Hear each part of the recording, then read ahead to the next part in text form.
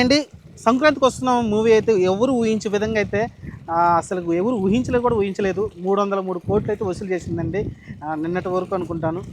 Excellent అండి. ఎందుకంటే ఒక చిన్న సినిమా ఒక 60-70 కోట్లతో తీసిన సినిమా ఈరోజు 303 కోట్లు ఓన్లీ తెలుగు వర్షన్లోనే కొట్టేసిందంటే మీరు అర్థం చేసుకోవచ్చు. ఎంత పొటెన్షియల్ తెలుగు వాళ్ళు సినిమాలను ఆదరిస్తున్నారో మీరు అర్థం చేసుకోవచ్చు.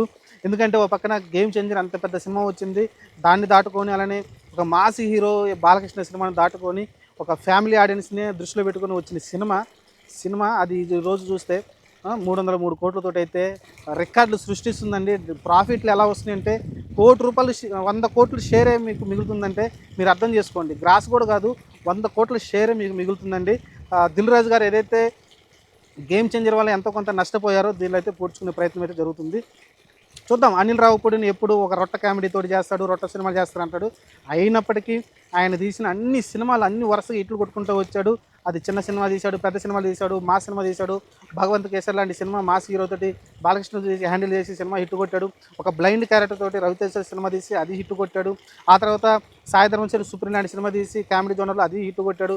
ఆ తర్వాత F1, F2, F3లు కూడా F2 బాగా ఆడినా, F3 పర్లేదు అనిపించింది. ఫ్లాప్ అయితే కాలేదు, బాగానే ఆడింది, హిట్ అనిపించుకుంది.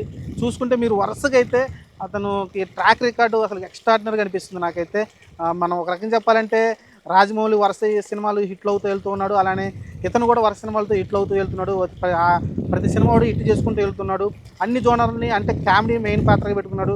మీరు చూస్తే రవితేజని గుడ్డోడుగా పెట్టి హిట్ కొట్టాలంటే మామూలు విషయం కాదు. అసలుకి అందరూ అప్పుడు బ్లైండ్ క్యారెక్టర్ అంటే ఏం జరిగింది ఏంటని చాలామంది ఆశ్చర్యపోయారు, కానీ హిట్ కొట్టాడు. ఈరోజు చూస్తే సంక్రాంతికి వస్తున్నామని టైటిల్ పెట్టి మరీ ఈ సినిమాని చాలా విమర్శలు అయితే ఎదుర్కొన్నాడు. ఇదేంటి టైటిల్తోనే క్యాచ్ చేసుకుంటున్నారా, జనాల్ని మోసం చేస్తున్నారని అయితే వచ్చింది స్టార్టింగ్లో టాకు. అయినా వాళ్ళు వెనకాడకుండా జనాల్లోకి అయితే ఆ సంక్రాంతికి వస్తున్నాం టైటిల్తోనే రావడం చూసాం. ఆ సినిమాతో కూడా హిట్ కొట్టడం చూసాం. స్పెషల్లీ దీంట్లో సాంగ్స్ ఎక్స్ట్రాడినరీగా ఉన్నాయి. చూడటానికి కూడా బాగున్నాయి, వినటానికి కూడా బాగున్నాయి. కాబట్టి అదొకటి ప్లస్ పాయింట్ అయింది. అలానే స్టార్టింగ్లో బుల్రాజ్ క్యారెక్టర్ కావచ్చు, కొంచెం ఇంట్రెస్టింగ్గా క్రియేట్ చేయడం కావచ్చు. ఆ తర్వాత ఏదైతే మాజీ లవరు అలానే ప్రజెంట్ పెళ్ళాంతో కాంప్లికేట్ ఏదైతే కామెడీ ఉందో అది బాగా పండింది. ఫ్యామిలీ ఆడియన్స్ చాలా ఎంజాయ్ చేస్తూ చూశారు ఈ సినిమాని అయితే. చూద్దాం. ప్రస్తుతానికైతే ఈ సినిమా ఇంకా రన్ కొనసాగిస్తుంది, ఇంకా రన్ అయిపోలేదు. 303 కోట్ల దగ్గర ఆగింది. మరి లాంగ్ రన్లో ఎంతవరకు వెళ్ళి ఆగిద్దో చూడాలి. ప్రస్తుతానికైతే ఏదైతే గేమ్ చేంజర్తో గట్టి దెబ్బ పడిందో ఈ సినిమాతో అయితే అతనైతే కొంచెం కంబ్యాక్ అయితే ఇచ్చాడు దిల్ రాజు. ఎందుకంటే వరుస ఫ్లాపులు మీరు చూస్తే ఫ్యామిలీ స్టారు అట్టర్ ఫ్లాప్ కావడం కావచ్చు, ఆ తర్వాత ఖుషి కావచ్చు, శాకుంతలం కావచ్చు, ఖుషి కాదనుకుంటాను, ఇలా వరుస శాకుంతలం అయితే పెద్ద దెబ్బ కొట్టింది. అతనే చెప్పాడు డైరెక్ట్గా అయితే శాకుంతలం సమంత సినిమా అయితే పెద్ద దెబ్బ కొట్టిందని చెప్పాడు. ఆ తర్వాత ఫ్యామిలీ స్టారు మన అర్జున్ రెడ్డి హీరో ఉన్నాడు కదా, అతను సినిమా అయితే ఆ సినిమాతో కూడా కొంచెం గట్టిగానే దెబ్బ అయితే కొట్టింది. విజయ్ దేవరకొండ తోటి సినిమా తీశాడు కదా, ఆ సినిమాతో గట్టి దెబ్బ కొట్టింది. మరి ఆ సినిమాల తర్వాత గేమ్ చేంజర్ దెబ్బ తట్టుకొని ఈ సినిమాతో అయితే మంచి కలెక్షన్ అయితే రాబెట్టాడు.